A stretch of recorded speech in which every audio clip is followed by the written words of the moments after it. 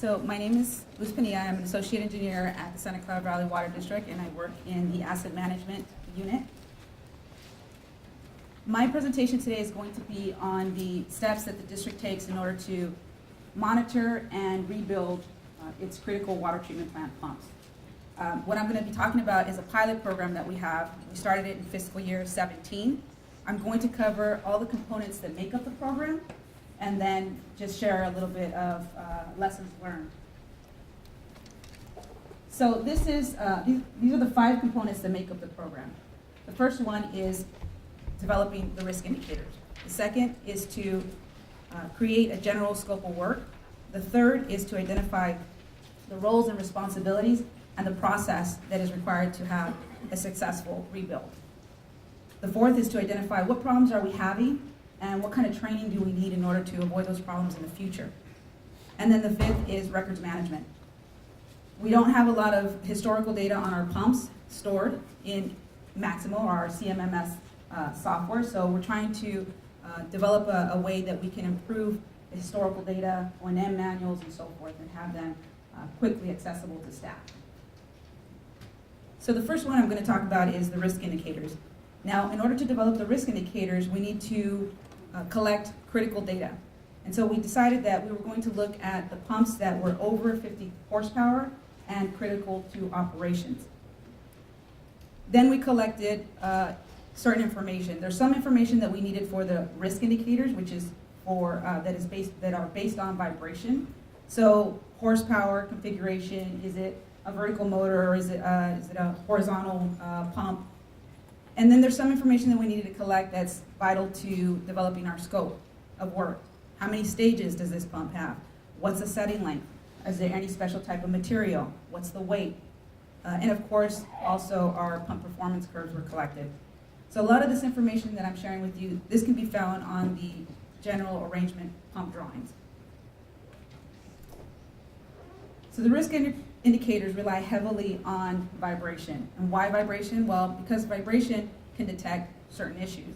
Bent shaft, a misalignment, we can detect hydraulic performance issues, bearing damage, electrical damage, resonance, and so forth. So the test data consisted of vibration velocity data and vibration acceleration. So vibration acceleration is data that allows us to look at bearing wear early on before it even appears in vibration velocity data. So we use this equation, and it would cause me to go over the time limit if I go into detail in regards to this equation. So if you have more questions, I can meet with you after. But basically, vibration velocity was used to determine the DFI, dynamic factor indicator, and then vibration acceleration was used to evaluate what the bearing wear stage is. These are our levels. If we get an ARI of less than 2, we consider that low risk, and normal, it's fine. If we have, for example, an ARI value that's between a 3 and a 4, we consider that a high risk failure, or the asset has a higher risk of failing, and we need to repair that within the next 30 days. And that was the case for this particular pump. The ARI value turned out to be a little bit higher than a 3, and the bearing wear stage was level 2. I had them pull the motor, and I can tell you that I have never been so happy to receive bearings that showed some defects, okay? Because of that, we decided to continue to use this equation and the ARI values as a method to determine what the level or the condition level of our pumps are. For fiscal year 17, these were our results, okay? We had selected 49 units, and of those units, 12%, or 6 of them, were considered at a very high risk of failing. And so we wanted to have those repaired immediately.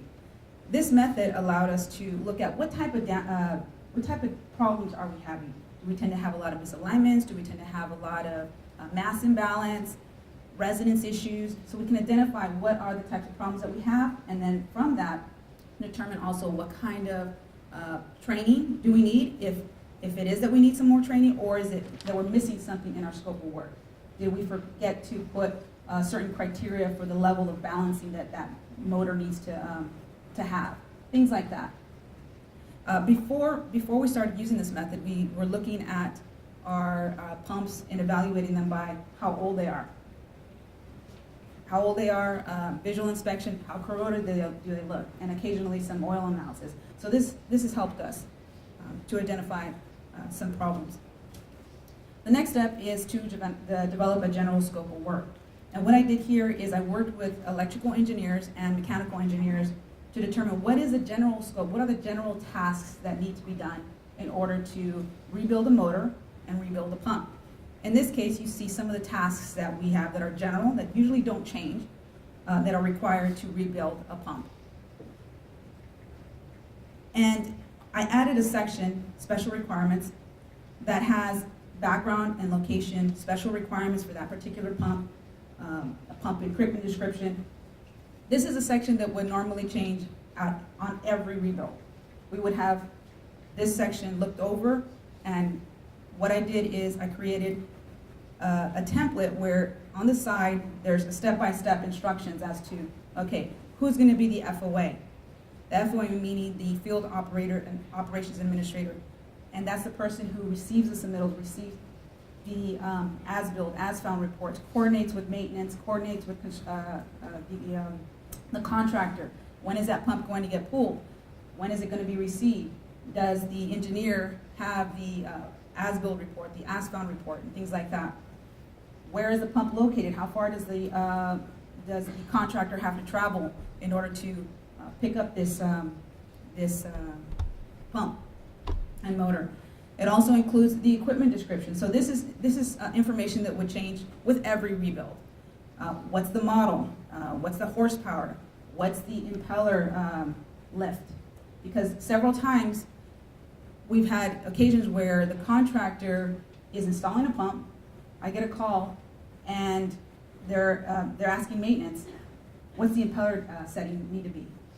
And then maintenance is calling me because they don't have the proper documentation. It's not accessible. It's not in our Maximal software. They don't have the O&M manuals because they're stored on somebody's C drive somewhere, things like that. So having the impeller lift specified on the pump description special requirement section is important also. Now for our process and the roles that we identified, we considered these to be our primary roles, or people that need to be involved in the rebuild. So this is our team. We need somebody from maintenance and somebody from operations. We need the field operations administrator. We need somebody from purchasing to process this, of course, and then of course our contractor. We need a mechanical engineer to support the pump rebuild, and we need an electrical engineer to support the motor rebuild. And then of course asset management. Asset management would be the ones to provide the general scope of work and the OEM information, any special submittals that came when we purchased that pump, provide that to the FOA or engineering so that they can modify the special requirements section. The field operations administrator is key in this whole rebuild because they're the ones who actually coordinate between all the other team members. So they're the ones who will notify asset management. There's a rebuild that needs to take place. Can you please provide me the OEM information for these particular assets and the scope of work? Then they go to engineering, they coordinate with the contractor, they make sure that, that engineering has all the important information that they need to review in order to move forward with the process. And this is our process. You have a copy of this in your folder. I don't expect you to read this, of course, to see this from where you're sitting. On the left-hand side are the roles that we just identified in the previous slide. And so this is a swim lane flow diagram that can walk you through what our steps are. It starts off at step 1, or stage 1, which basically is maintenance identifies a problem. So usually maintenance will detect a problem, or our vibration contractor will let us know, hey, there's an issue that we see with this pump. And if maintenance is not able to resolve the issue, then they'll contact electrical engineering or mechanical engineering to come and support them to identify or to run additional tests. Run a hydraulic performance test, run their own vibration test, run some electrical tests, and If engineering feels that it's not something that can be resolved through the help of maintenance, then they'll be the ones to say, okay, this pump or motor needs to be pulled. Once it gets pulled, then maintenance generates the work order, and the FOA gets involved in asking for the scope of work and starting to coordinate between all the other team members. There's one stage or step that I really want to emphasize in this whole process, and that's making sure that staff is present at the shops for shop tests. The reason I want to emphasize that is because in one case, it was an assistant engineer. I wanted to learn. I wanted to see how the pumps, the impellers get balanced and the shafts and so forth. And so I popped up at a shop, and this was a shop that I guess obviously wasn't expecting somebody to show up. And they had actually charged us for a brand new shaft.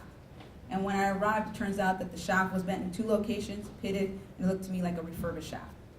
So I think it's very important for managers to make sure maintenance or engineering is there to witness these types of tests. Assuming that everything goes well, the pump gets rebuilt, all the tests are performed, field tests are done, it's installed, and field tests are performed. The contractor will submit all the final documentation to the FOA. The FOA closes out the project, and then the FOA or Field Operations Administrator will then provide all the final documentation to asset management so that we can handle the documentation and save it for historical purposes. In regards to training, due to the problems that we were seeing, we felt that it was very important for us to incorporate training into the program. And our technical trainer here, Robert, hired trainers from Hydraulic Institute to come and prepare it was about a week and a half of training that focused on pump systems, design specifications for new systems and existing systems, commissioning pumps, motors, and also troubleshooting. And this training was tailored for our maintenance staff, in addition to our water utility and capital engineers. In regards to record management, we don't have a lot of information uploaded into Maximo, and I think that's probably the case for a lot of us. So you have a copy of this also in your folder. So one of the things that we are doing now is we are collecting O&M manuals, trying to find those old submittals, and uploading critical OEM data into the asset in Maximo.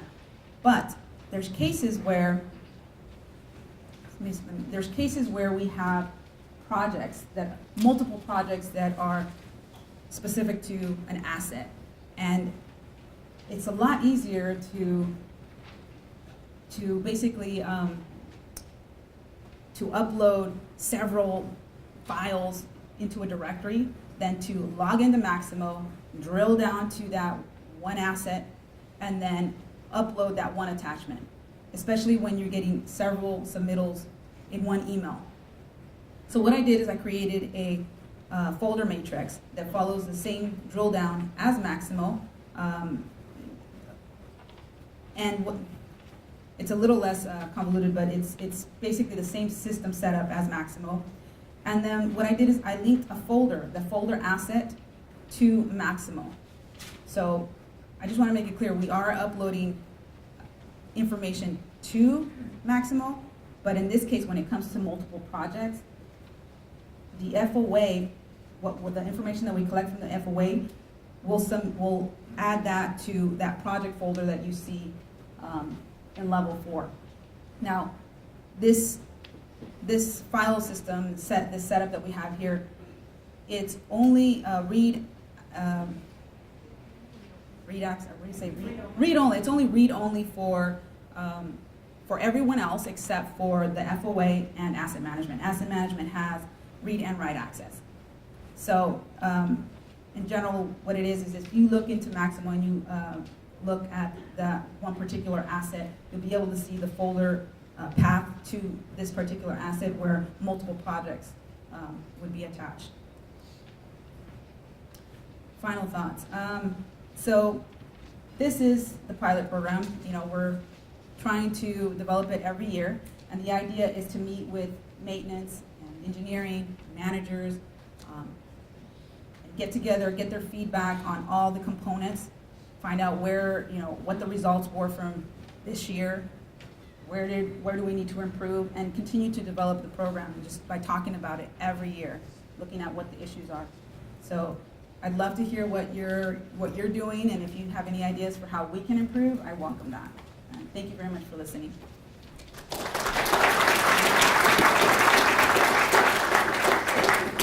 Questions?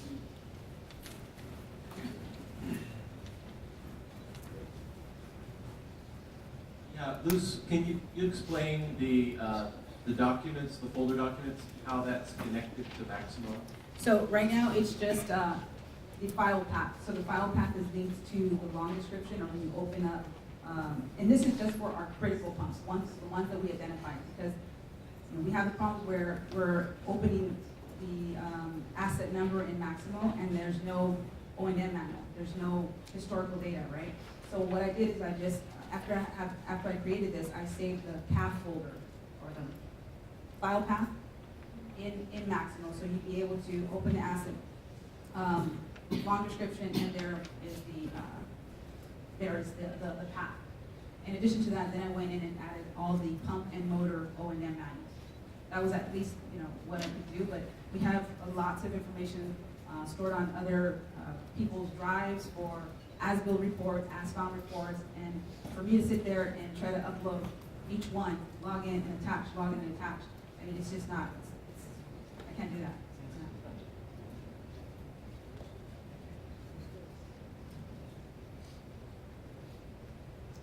Hi, I just had a question.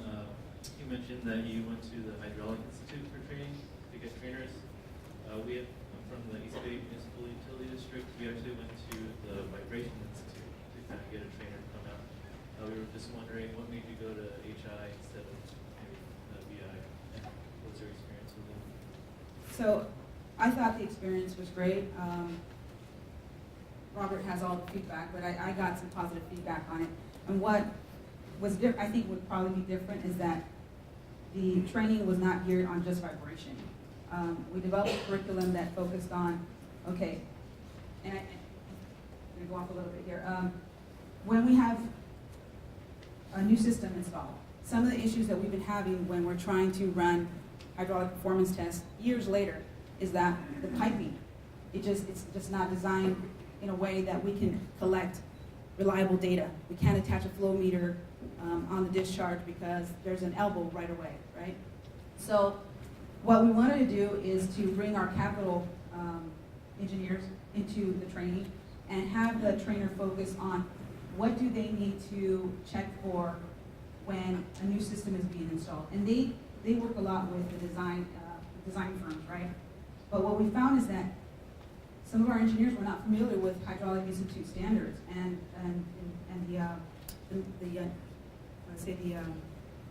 the information that's available to them so that they can verify, okay, are they following these types of criteria? So I think one of the things we also have to develop on that end is not only a general scope of work that's ready to go for rebuild, but also some baseline information that we can provide the design firms that are installing these new systems as to, hey, we need to have this certain criteria met. And I think that we've been missing a lot on that end because we're missing, for example, analysis on resonance issues before a pump system gets installed. And then what happens once the system's installed is we have a pump that's running in resonance.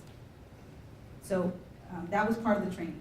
Another thing that we looked at so we try to gear it for what is water utility engineers, what are they doing? What are our capital engineers doing? What are our water utility engineers doing? Our water utility engineers are dealing with existing systems and maintaining them.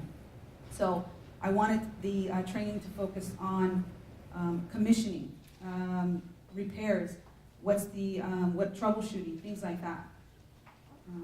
Looking into how to troubleshoot the motors, how to troubleshoot the pumps.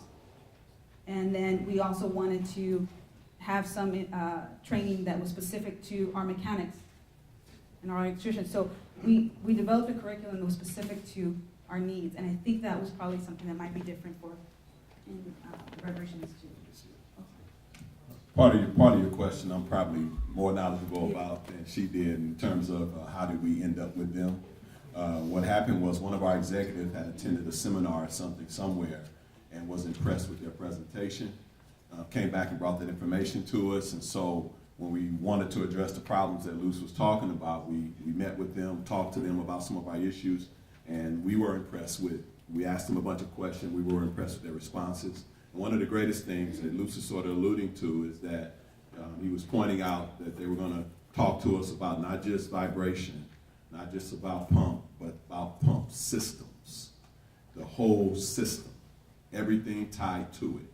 And so we got training on that, and it was very enlightening for us. Okay, thanks. I'm Hagen, sorry.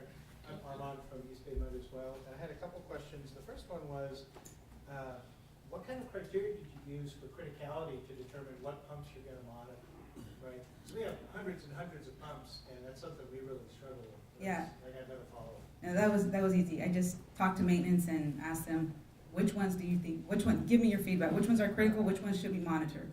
And so they were the ones who selected the pumps. Basically, the majority of them were above 50 horsepower. Okay. And the second question that I had that's related is, how did you standardize on what kind of vibration monitoring equipment you use, where you install it, what kind of analytics software you use? Because those are also, we're right at that point in our program, trying to standardize on these things. Okay, so this program was just for our water treatment plant pumps. We have a program or a software that's in place for our large pumping plants. I didn't get involved in that because that was just a system that was already set up, and I wanted to look into specific information that, such as vibration acceleration, and in our pumping plants, we're collecting more vibration velocity. So if you want to detect the problem early on, you want to look at the acceleration. And so this was basically my baby. Let's start here. Let's start with the water treatment plant pumps. They're smaller pumps, but let's give this a shot. The criteria was, I just found this article online and found a method that I thought, hey, this might work. Let me see if I can develop a level, not just look at vibration and say, okay, it exceeded the allowable Hydraulic Institute vibration level. But what does that mean? How long do I have for it to fail? So that's what I was trying to determine, and it was a challenge to try to find something out there that says, this is how much time you have. You need to fix it within 30 days. You need to fix it immediately. So that was a struggle, and this is just something that I'm testing out. It worked. It's been working. We've been able to identify problems. We're going to continue to use it. Will it work next year when I check the vibration information and the data that we're getting? I don't know, but that's, so far it's been useful.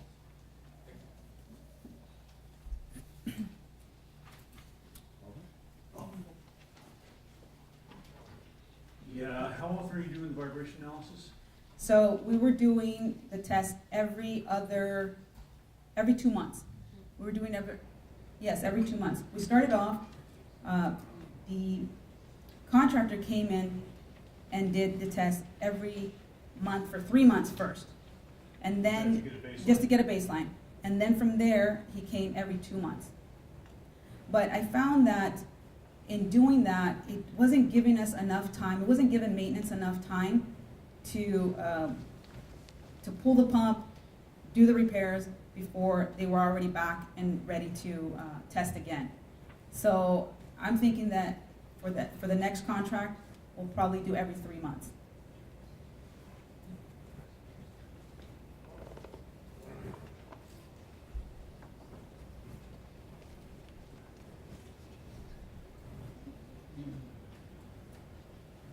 You're saying you're using a contractor for the vibration analysis. I was just wondering who you're using. Can I say that? Okay. Or Caltro. We're using Caltro. We were using Caltro, but the contract went out now, so we don't know who's going to be the next candidate. And the first time we used them, it was an email back and forth. Like this is what we need, this is what we're looking for. But now we developed the contract a little bit more to be more specific as to what we want. And hopefully, you know, the data will be even better next time.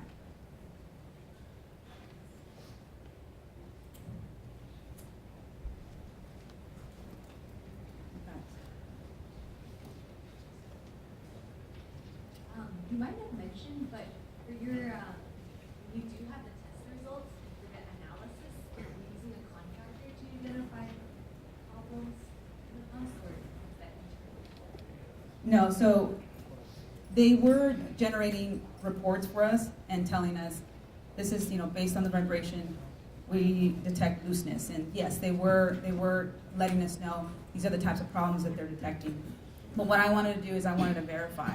So I'd go out there and I'd run my own tests also. And I know a little bit about vibration analysis, so I'd call them up and I'd ask, why are you calling this out? Because sometimes that we find information that I feel like is almost, I mean, being filmed here, but sometimes I feel like it's kind of a canned report. So I like to ask questions. And you know, sometimes the person that's actually taking the test doesn't even know how to answer the question, which concerns me. And so then they have to bring in somebody else to respond, somebody who didn't take the test, which, you know, is a little concern. So basically, you know, I have to go out there and verify. Yeah, and then maybe just one last thing is, San Jose Water is kind of looking at vibration monitoring as well, continuous vibration monitoring of pumps. And so, is there anything, I guess, in your work that you found to be most helpful in success?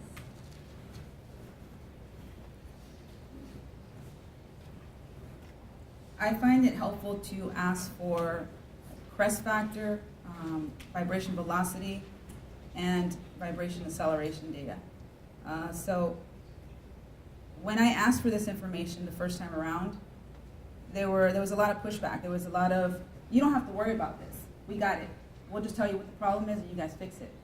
And I said, no, I want specific data. And they kept going back to, you don't have to worry about this. We got this, we'll take care of it. And I said, no, I want certain information because I want to trend it.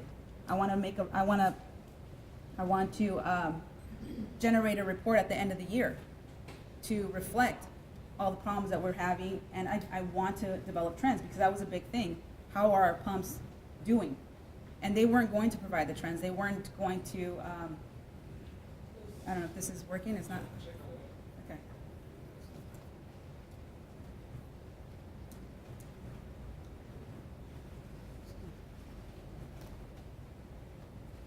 So knowing what to ask for is important because if you don't understand what you're asking for and what you're getting, it's going to be hard to trend. It's going to be hard to generate a report and be able to say these are our problems and go to management and say we need help here. This is something that's happening. What is it we need to fix? Is it our scope of work? Do we need some more training in certain areas? So those types of things.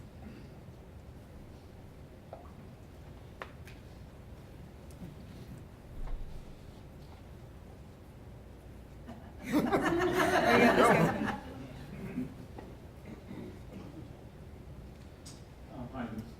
So based on the information that you're getting out of the analysis you're using with the pumps, are you developing a maintenance program to put these pumps on whereby you can determine how many hours you can get out of a pump before it starts vibrating, and you can say, we're going to be putting this pump out of service at a certain time, bring it to the shop and overhaul it, and then make it available for the next one?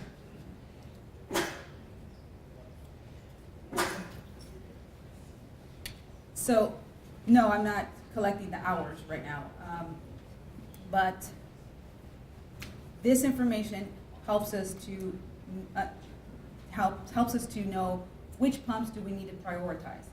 Like I said before, we were just looking at how old is the pump. Every 20 years, pull it for inspection, or every 10, 15 years, pull it for inspection. Or does it look corroded? It was a visual inspection. So by doing this, we can prioritize and not just say, okay, this one's been in the longest, let's pull it. Now we can look at what is its vibration And we're hoping to also incorporate hydraulic performance into the level, the condition level. But right now, it's just focused on vibration. So the data that you've acquired so far, you have an estimate of how many hours you can get out of a pump before you see vibration? No, but that's a good idea. I mean, we started this in fiscal year 17. Right now, it's just which are our critical pumps, which are the pumps that are failing that we need to get on top of and fix now. So prioritize those. So that's basically what it is. But that is a good idea, and it's something that we should definitely look into to see how long can we, because that is the idea, is how long can it go? And we want to base it on condition and performance. We don't want to base it on how old it is.